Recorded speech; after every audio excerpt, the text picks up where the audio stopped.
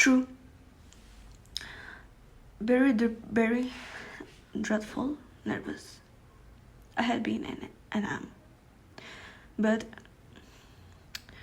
why will you say that I am mad? That this had sharpened my sins, not destroy it, not dull intent.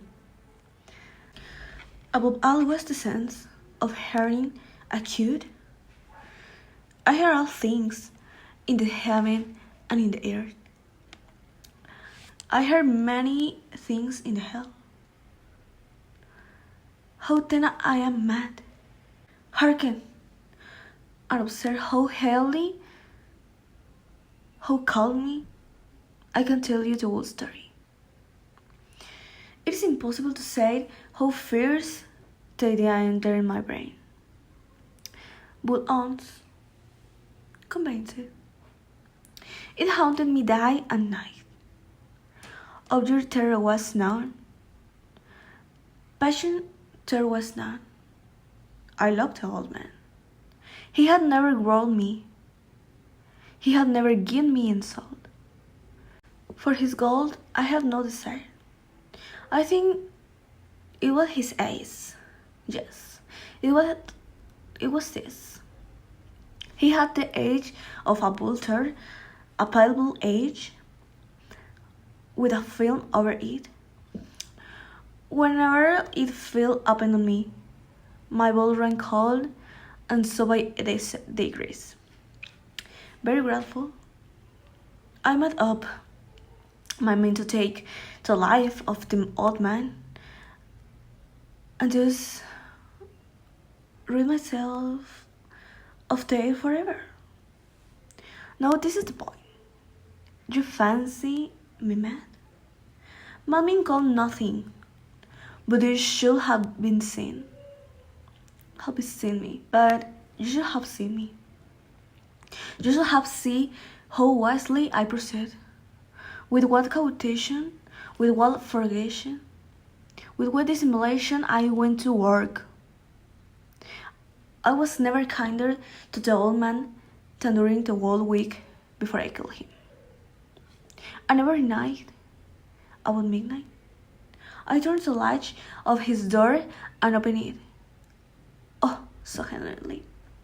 And then, when I had made an opening sufficient for my head, I put in the dark lantern and closed it, the moonlight shone out, and then I thrust in my head.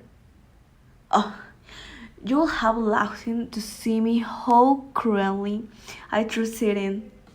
I moved so slowly, very slowly, so that I midnight not disturb the old man sleeps.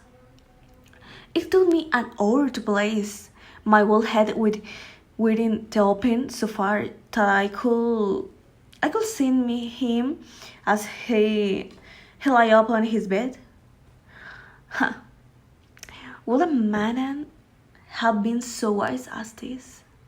And then, when my head was well in the room, I needed the lantern cautious. Oh, so cautious. For the highest cricket. I needed it just so much that a single thin ray fell upon the vulture age. And this I did for 7 long nights. Every night, just at midnight, but I found the eye I always closed it. And so, it was impossible to do the work.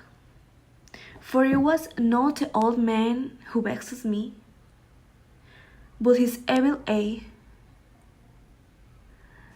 And every morning when the day broke, I went boldly into the chamber and spoke courageously to him, calling him by the name in the hard tone, and inquired how he has passed the night, So you see, he would have been a very poor old man, In 18, the subject that every night, just at 12, I looked in upon him while he slept. Upon the eighth night, I was more than usually cautious in opening the door. I watched Manuel's hand move more quickly than did mine.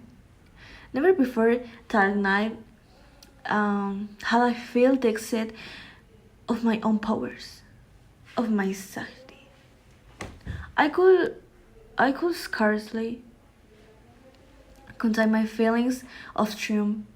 To think that there I was, opening the door, little by little, and he not even to dream of my secret deeds of throws. I fairly shocked at the idea, really. And first he heard me, for he moved on the bed, suddenly as if I started. Now you might think that I drew back, but no. His room was all black, as pitched with the thin darkness, for the just lit were closed fast to throw further off Roberts.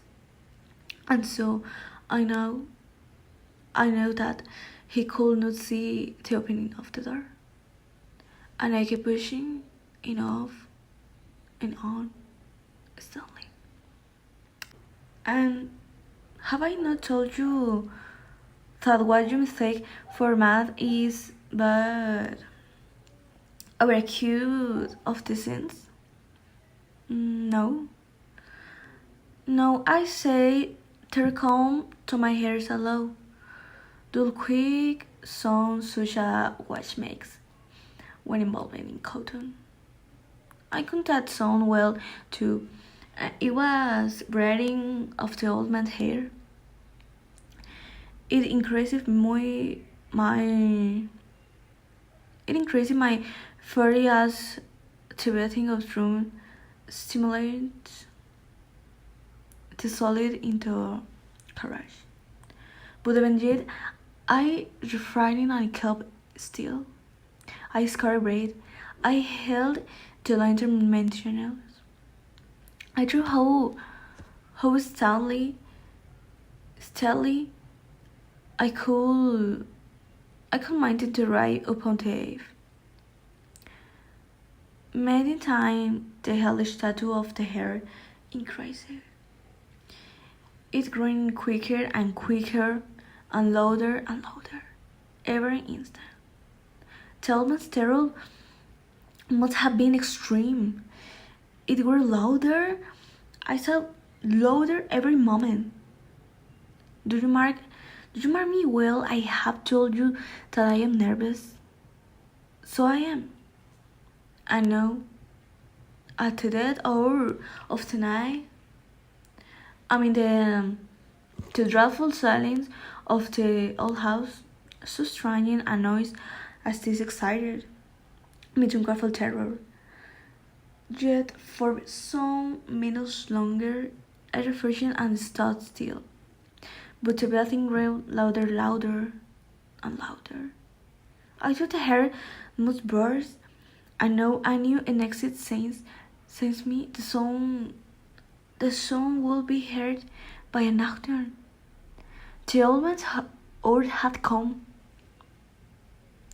With a low yell, I threw open the lantern and leapt into the room. He screamed once and once only. In an instant, I dragged him to the floor and pulled the heavy bed over him. I then smiled gaily to find that suffered them, but for many minutes the hair bed on with a muffled sound. This, however, did not vex me. It would be hair through the wall, as like in houses. Tillman was dead. I removed the bed and examined the corpse. Yes, he was stone dead. I placed my hand upon the head and held in there many minutes. There was an apology. He was stunned dead. His ever would troll me no more. If still you think mad, well, think so no longer when I describe the wise because I do for the conclusion of the body. Tonight when I work hastily but silence.